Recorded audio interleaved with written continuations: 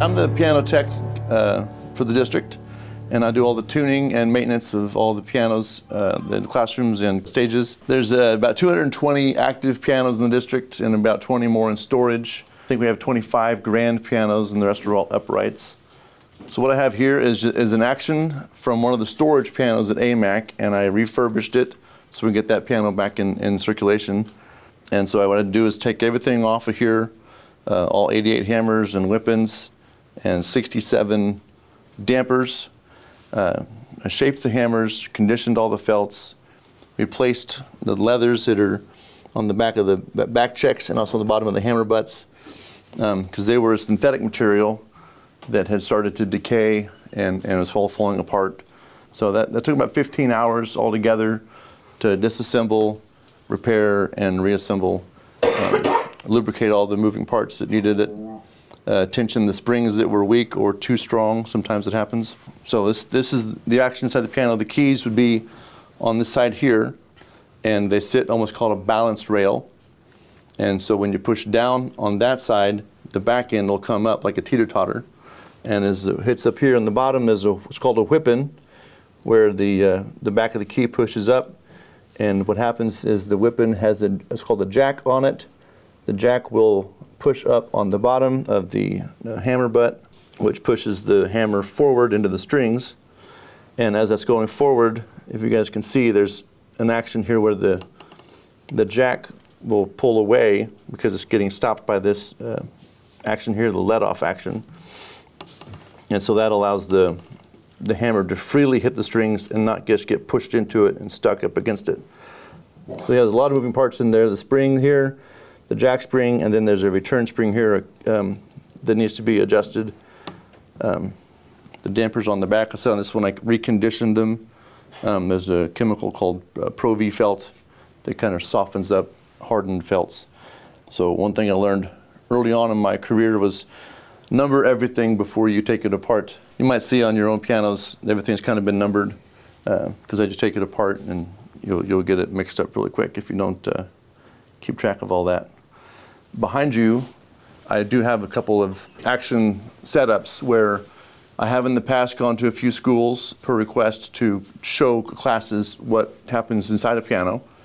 I have those to take to schools and show your students what all happens, and they can push the key and see what the internal workings look like. And I also have boxes of spare parts that we can pass around to students. They can look at individual pieces of the action and how they all work together. And here at the table, this is just the bare basic tools that I have for the job. It's called a temperament felt that I will use to go through the middle of the piano. And there's 3 strings per note for most of the piano, and this dampens the 2 outside strings, leaving the middle one to ring freely. And with that, I can get your middle octaves set, called the temperament. And then I work up and down this piano, working it to the outsides to match the octaves on all that.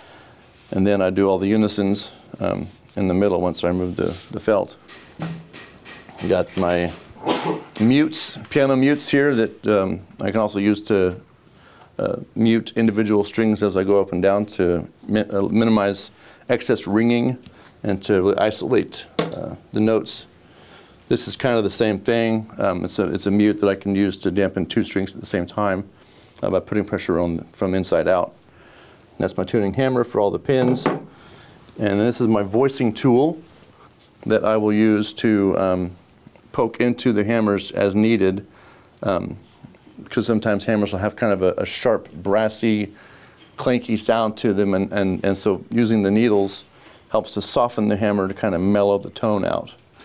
And on occasion, sometimes the piano can become too mellow and it sounds kind of dull and muted, and so I do have a solution that I can use to apply to the hammers to harden them up again, and then I can revoice them as needed. It takes me at least an hour to tune a piano. An hour and a half is preferred in case something were to come up that needs to be fixed or repaired. So I know a lot of you might not have a full 90 minutes in your day in your classroom where it's not being used, but if there's a room nearby where we could push the piano into and tune it there, I have done that in the past. I've pushed the piano into someone's office to tune it in there where it was quiet. We have dollies. If you guys want dollies on your pianos, we can make that happen to make them easier to move around the classroom, especially if you have carpet. It can be hard to push a piano on carpet without the dollies. And we also have fallboard locks to put on your keys. So the lid that covers the keys, we have locks we can put on those in case you want to keep kids from. So digital pianos are great, especially for elementary school settings, because they are more mobile and just easy to maintain. And I have repaired some in the past that have had, clavinovas have contact issues sometimes where the sensors get dirty and the volume is not controllable at that point. What would you want kids to know about caring for pianos in classrooms? Always talk with your teacher first and make sure that it's okay to use the piano. And then when you do, play it gently, play it nicely. Yeah, and just keep sure that the piano stays clean, and wash your hands maybe before you play the piano, because spend a lot of time cleaning keys that get a little gunky from time to time. What kind of schooling do you have to go to, if any, to do your job? So I would suggest finding someone in the trade, because there aren't really any local schools that teach this anymore. There is a local piano tuning guild where they meet once a month to talk about all things piano tech, and online resources are available as well.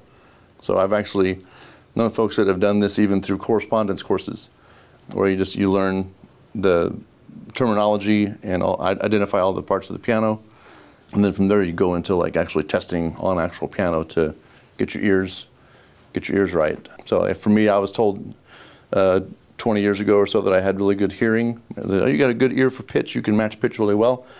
You should be a piano tuner, everybody said. So I said, okay, I'll give it a shot. And so I did this part-time for about 15 years before I started with the district, and now I'm doing it full-time. And I'm loving every minute of it. Are there any tips or tricks about keeping it in tune as long as possible? Or is there any place in the room that would be most optimal for the piano to be? Yeah, great question. If you're on a window side that has a lot of sunlight coming through hitting the piano, that can affect the tuning. And it can affect the finish too. I know not all pianos have a fantastic finish to begin with, but it's preferably away from windows and away from any heating vents. If it's got direct heat or cold blowing on it during the different seasons, that can affect the tuning. And also, if it doesn't have dollies on it and it's got original piano casters, moving those over thresholds with bumps on it and stuff can cause an issue. But if it's a smooth floor or you got nice dollies on it, you can move it in the building without any issue of losing its tuning. But if it goes on a truck and driven across town, then you'll want to tune it after that. How many moving parts on one hammer? Ooh. Oh, well, I don't know off the top of my head, but I can look that up. I do know that in a grand piano, there are over 1,000 adjustable parts. Wow. And that's across the whole spectrum.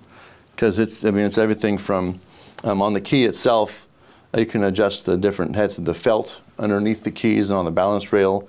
There's what's called a capstan at the end of the key, which pushes up against the whippen. You can adjust the capstan. The whippen has a spring for the jack. It has the jack itself with the hinge there. There's the let-off button, bridle pin, rod there. The back check can be adjusted. The hammers can be adjusted. The springs on the back can be tensioned.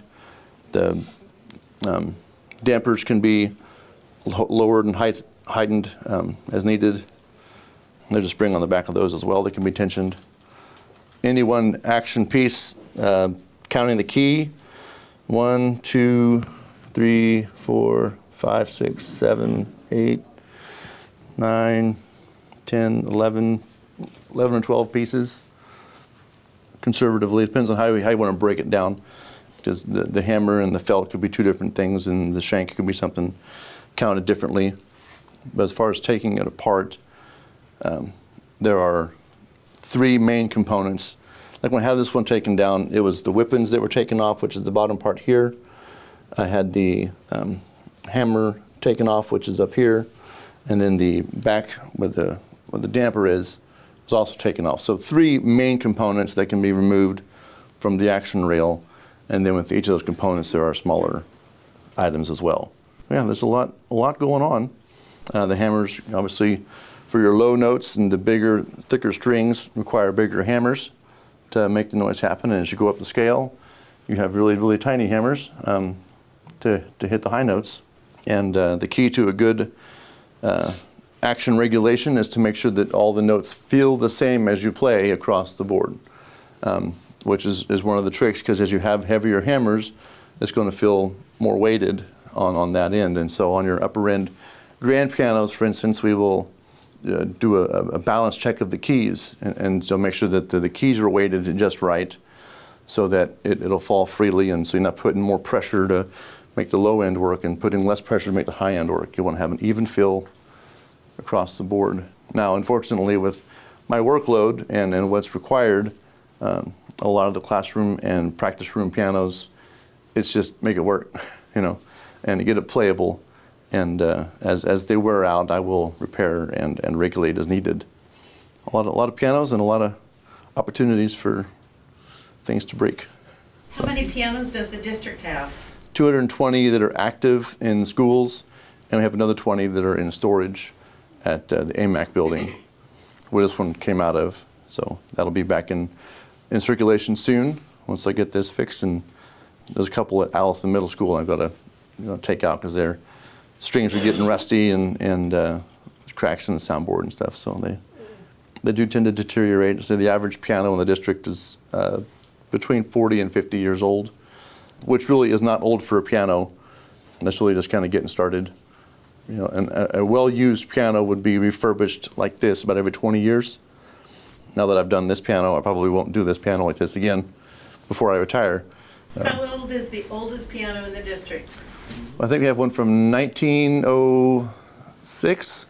I think that's how old it is. Yeah, they get pretty old. Yeah, on the side work, I've done pianos from the 1880s, and so they go back quite a ways. And as long as they're taken care of and refurbished once in a while, we can shape the hammers a couple of times within the life of the piano, and then you have to replace them because material gets taken off, and then it's just not going to sound the same.